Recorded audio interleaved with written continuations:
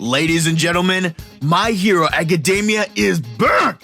Let me tell you something, this is one of my favorite shows right now. From episode 1, I was taken into this world of quirks, heroes, and villains. So what we're gonna do in April is something a little different. April is going to be My Hero Month. This month is gonna be all about My Hero Academia. Now, I've already done videos on good old Deku and Bakugo, so go check those out once you're done here. But there are so many other great characters in this show that we're going to be talking about this month. And our first video is going to be about the everything hero, Momo. And I know you saw that title. How does Momo relate to gifted students? Where's the connection? I'm the guidance guy, and let's go to class with your internet school counselor.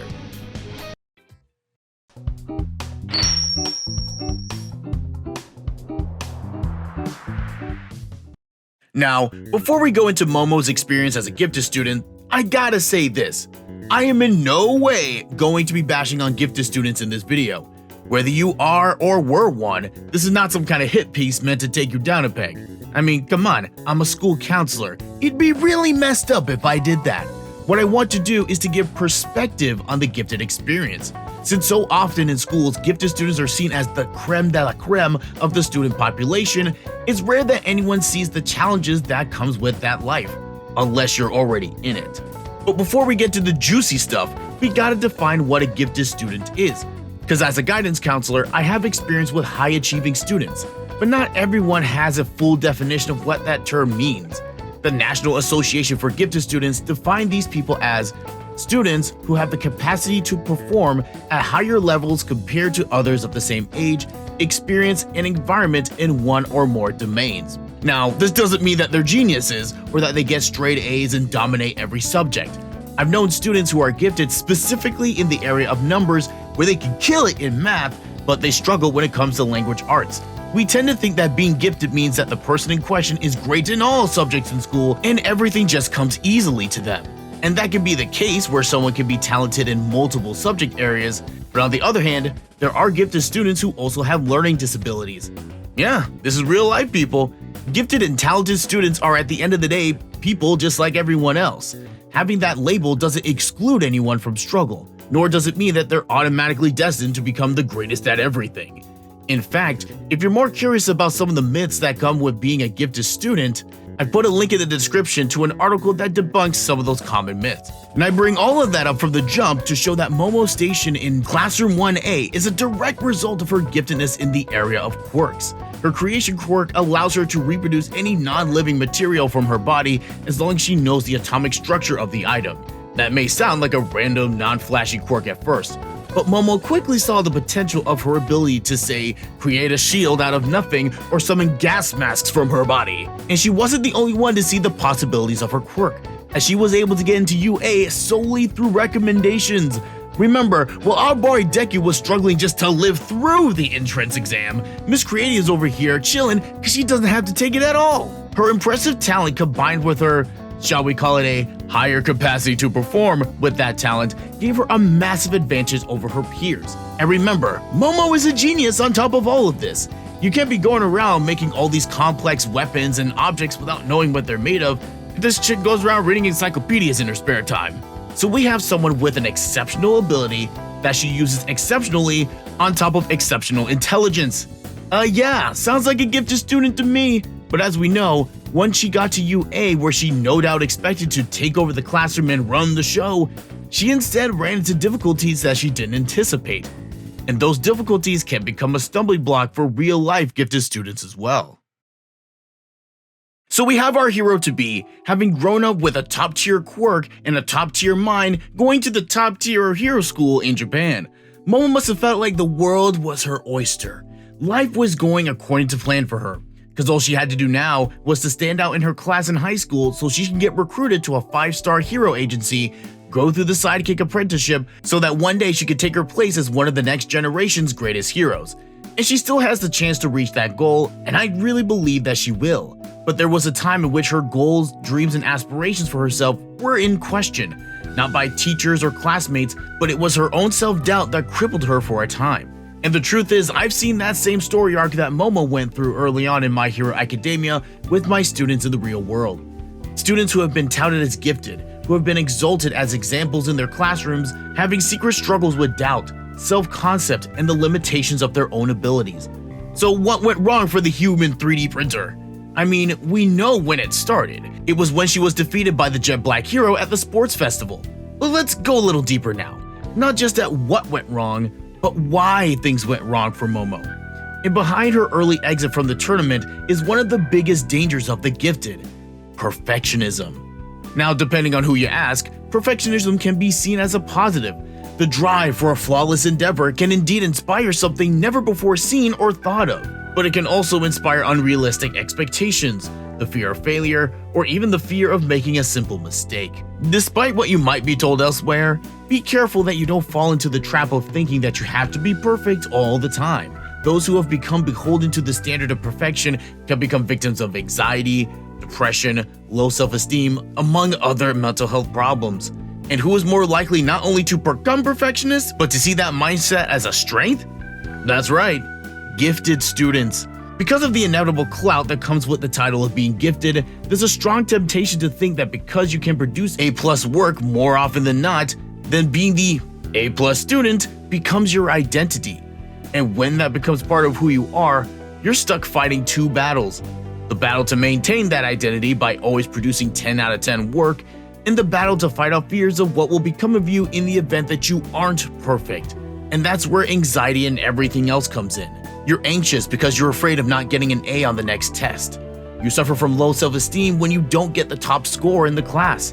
And depression can become a factor if you enter a class that you can't just blast through with ease like all your other classes.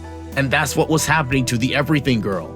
Though we can't say that she expected herself to go in and win it all at the sports festival, you better believe she didn't see herself losing in the first round of the tournament. Remember, she was recommended to enroll at UA. She was no doubt expected to rank in the tourney, and by falling far short of that goal began the downward spiral for Momo. And as she went down that spiral, she begins to doubt herself and question her own ability to stand out in class. This leads us to the second issue that both quirky and real-life gifted students encounter: a fragile self-esteem. Often due to the perfectionism we just mentioned, many gifted students suffer from a self-esteem that isn't based on the confidence of who they are, but rather on their accomplishments and titles. They see themselves as the gifted student who gets straight A's and the model student, and they take on all the pressures that come with those narratives. And as a result, their self-worth can sometimes look like the stock market: up and down and all around. But that's the natural result of basing your identity on something that's given to you, instead of who you are innately. Because whether it's because of a test, grades, or teacher recommendation, one status as a gifted student is bestowed onto you. And even if you go through all of school in some kind of gifted program, eventually you're gonna graduate out of it. The program has a time limit, but what tends to happen is that even as gifted students leave school, the issues that began in the classroom follow them even after they leave it. Unrealistic goals, a near addiction to success, and a fear of falling short. And even though Class 1A's VP is still in school, she was on the path of having those problems stick with her in the long term. We see her become overly critical of herself, constantly comparing herself to other classmates and allowing her mood to be determined by her academic performance. And we see where this led her. It turned her into an insecure and anxious student who was living beneath her potential. And with these factors in mind comes the final common trait that we're going to look at with both IRL gifted students and our low-key bougie girl: a fierce sense of independence. Hey now, guidance guy, some of you may be asking, what's wrong with being independent? Isn't that a good thing? And yes, by itself, independence is a good thing, because I'm certainly not advocating for codependency. But like with all good things, too much of it is problematic. When you start going too far into the realm of independence, what you get is a control freak. You get that person who either wants to do everything themselves or someone who wants everything done their way, exactly the way they want it done.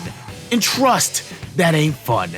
And this tends to happen because these students have been so accustomed to working well on their own, excelling on their own, and in many cases preferring to be on their own, that it becomes their MO. And when they have to work with other people, the other people better be willing to go at their pace and strive for their standards. Now, this can be a good thing when used properly, but when that kind of leadership becomes obsessive and controlling, you need to watch out. And even though we don't see those examples in Momo, What we do see is an independence that leads to isolation. Let's take Uwabami's internship for example. Faced with an experience that was not at all what she was expecting, what did she do again? She retreated inward to find solutions to her problem, and she isolated herself. Now, looking inwards for answers isn't bad at all, that's not what I'm saying. What I do want to bring attention to is this. She wasn't the only one in that situation. Kendo for 1B was also there too. They could have worked together to muddle through that disappointing experience. Or better yet, they could have confronted Uwabami themselves. Or what about all those times in battle in the early seasons where Momo mentally retreated when either her strategy didn't work or her quirk wasn't going to be the best situation to resolve the problem? Once again, it's that perfectionism. If what I do doesn't work the first time, then forget it, it's not gonna happen. And it turns into a cycle when you put it all together. Perfectionism creating a self-esteem made of glass that is determined to make things work on your own. And if any part of that trifecta falters, the whole thing collapses in on itself. But we know that Creati didn't stay that way. She got better and improved, not just in her academics, but in how she saw herself. How did she do that exactly? For those of us who have caught up with My Hero Academia, we know that Momo didn't stay in this funk forever. She eventually fought her way out to get back on track. But how exactly did she do it? And more importantly, how could this help you if you find yourself in a similar rut? As it turns out, the ways that Class 1A's heiress became victorious in her battle pinpointed the very vices that got her into that mess in the first place. Sounds crazy, right? Then stick around and I'll show you. Let's work our way backwards this time and start with the dangerous independence that led to isolation. She combated that by replacing independence with interdependence. Interdependence exists in the space between dependence and independence, in which there's a mutual reliance between multiple parties. It's not dependence where there's an unbalanced reliance, nor is it independence when you don't rely on nobody.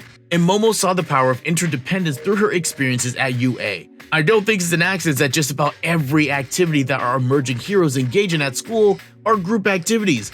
They really want to drill home that point of relying on your fellow heroes and seeing the greatness of your colleagues no matter what their quirk or field of work or rank. And that's the lesson that Momo eventually learned over the series and her many experiences both in and out of the classroom.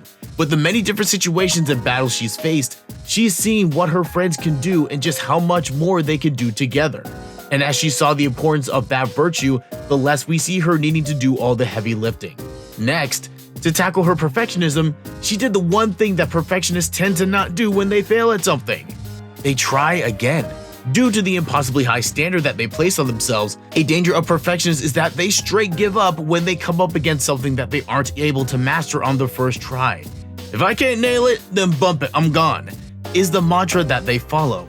And the antidote for that line of thinking is to simply try again. I'll say that this is very much more easily said than done. Continuing to tackle on a challenge despite faltering can be discouraging, annoying, and infuriating. But tell me, how good does it feel when you finally break through? When after all that hard work, all that dedication transforms into something you can be proud of? Come on, for those of you who know what I mean, you know what I mean. And Momo had that same type of epiphany. She struggled, but she never quit. She fell down, but got back up. And finally, Momo destroyed her brittle self-esteem by seeing her value beyond her title. Our girl had put a lot of stock into that recommendation that she got. It gave her a standing amongst her peers that very few others had. And when her output didn't match her potential, she started to see herself as less than. Never mind the fact that she was still a genius, still a leader in her class, and still one of the most generous and caring people in the class. She allowed her struggle to define her.